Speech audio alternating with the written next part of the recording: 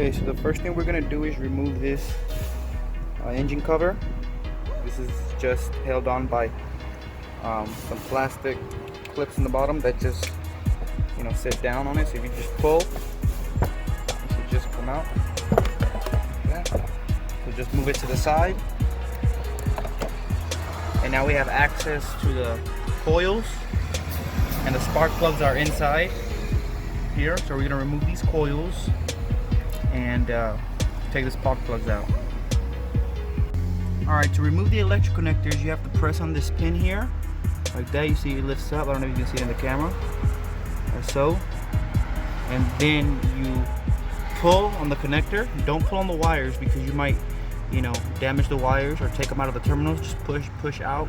And if it's still a little stubborn, you can take a scry bar and just pick at the just a tiny bit to lift it up, as such, and then pull it out. Okay, make sure you don't put too much pressure or you can break the lock that holds the connector in place. All right, so remove all four, so then we can remove the coils. Okay, now that the connectors have been removed, as you can see, we have to take these bolts out using a 10mm socket. I'm using this right here. So just loosen them.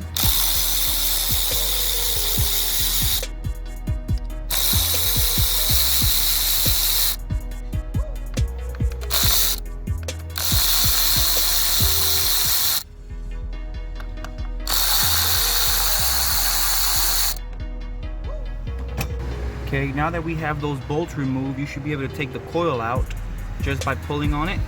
Just pull on it out, like so. That. Just put them over to the side.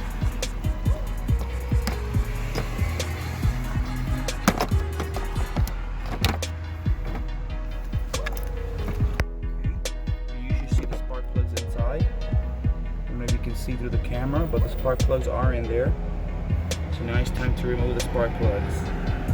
Okay, now that the coils are removed, you're going to take a 9/16 socket that's specialized for spark plugs. Okay, and then you're going to put an extension, you know, about 3 inches or so. You make that choice. You put it in there, and then make sure you loosen them with your hand first before you use, let's say, an electrical ratchet or something. So yeah, do that to everyone so you can remove the spark plugs. Okay guys, so as you can see, I removed all of the spark plugs.